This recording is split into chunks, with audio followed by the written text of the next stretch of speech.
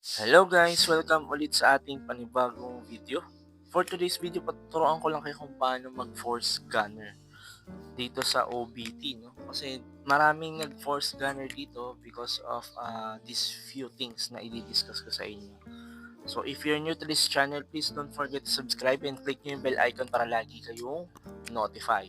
And also don't forget to follow us on Facebook dahil doon ako nagsasend ng mga updates.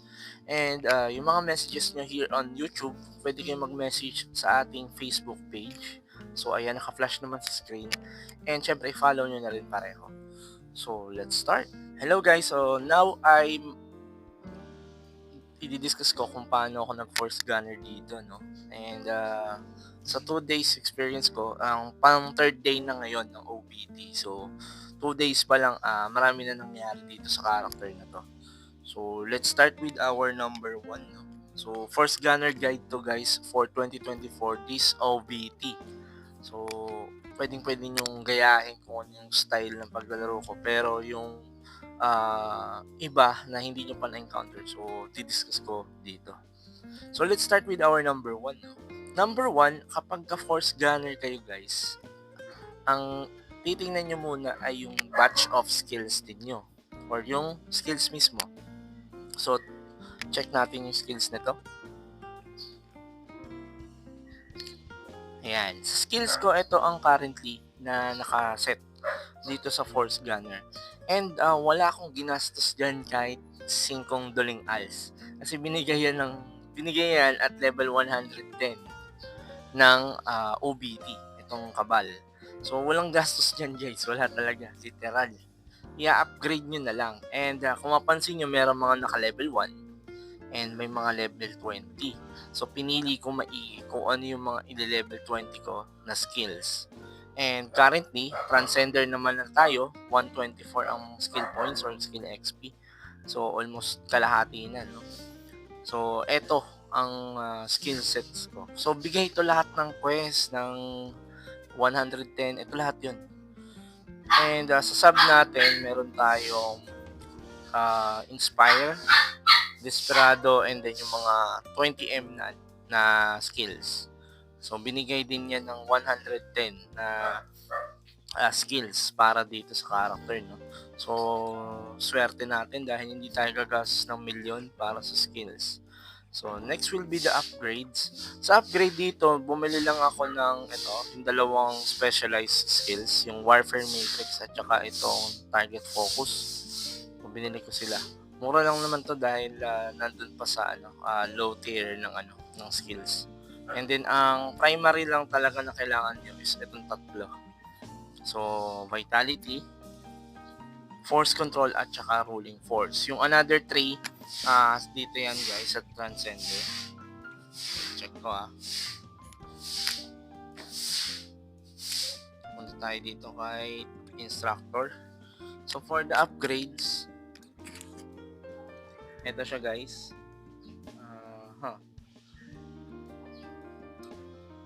So, ito yung tatlo na kailangan nyo na kunin. Unang yung kukunin dyan ay yung Sixth Sense. Ito. Guild name namin, no? Sixth Sense. Ito, kinuha yun. So, next is yung Eyes of Mind for attack rate. At saka, Damage Absorb. Tatlo yan. Damage Absorb for defense, Sixth Sense for defense rate, and then Eyes of Mind for attack rate. So, ang goal natin kapag FGI, umabot tayo ng 6,000 na attack rate. And for sure, kaya naman, achievable naman. And as free to play, hindi siya madaling gawin sa una. So, for now, ito lang muna.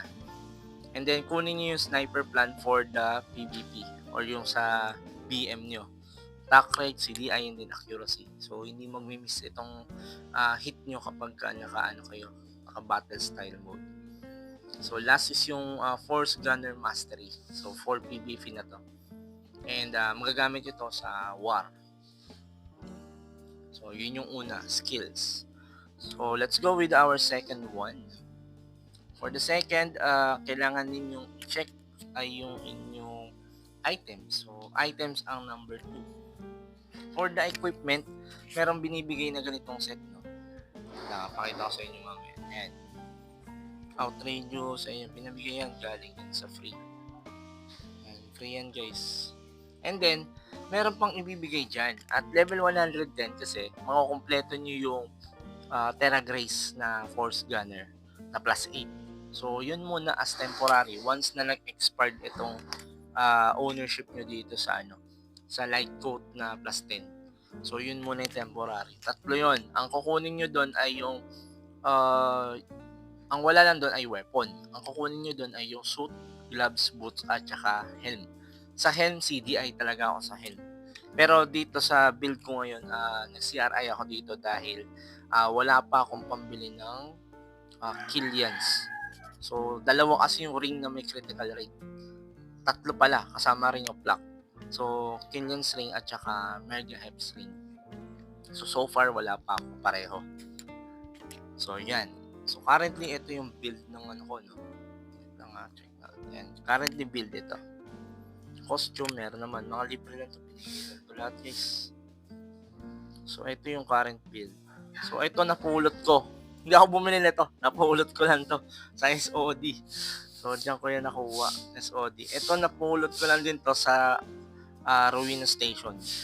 Ito, 3 days bukas expired niya. And then, ito, napulot ko lang din. So, kakapasok ko yan. Babad na babad sa dungeon tong character. Ayun, kulang tayo ng isang bracelet. Saan ko meron ako dito eh. Ayun. Bigay naman ni Yerte. Lagyan nyo lang yan. Kasi HP absorb yan. So, yan yung set of accessories. Vampire kasi dapat talaga kayo dito. Since puro dungeon lang yung gagawin ninyo. So, for the bike, ito galing to sa pre-register reward. So, plus 10. So, mali pa nga basa ko. Tatlong CDI. So, sa clock no, dapat ginawa na lang nilang critical rate or MSE. So, next will be ay yung ating helm. So, sa helm dito mapapansin nyo nag-CRI ako dito. So, magkano ko lang to nabili? Kita ko lang to kanina. So, parang 1 gems. 1 gems lang to. Nakita ko to kanina. Binili ko na kasi 9% yung crit rate na dagdag. So, next will be our Amulet of Guard. Binigay lang to sa level 10 ata. Yun. Na level. So, may capping kasi every levels meron binibigay ang kabal. Soon, discuss ko din yun. So, sa weapon, isang crystal, isang orb ako pag dito. Dahil, kailangan ko ng attack.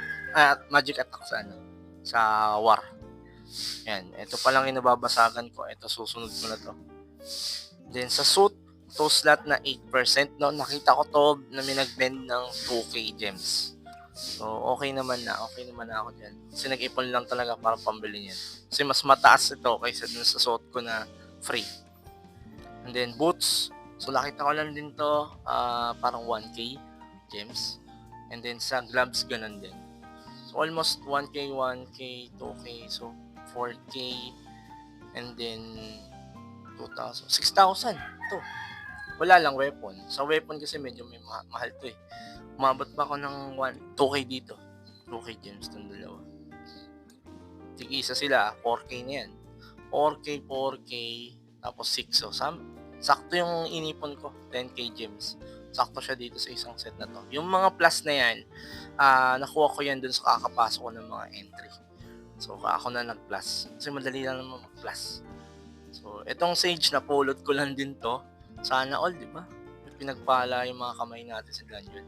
And then, instead of isang ring of luck, ang ikabit ko dito, ring of sage ang nilagay ko plus 7. So, dahil puro critical rate na itong tatlo. So, kung kukumpitin mo, isang 8, isang 9, 17, plus 9 ulit. So, 26.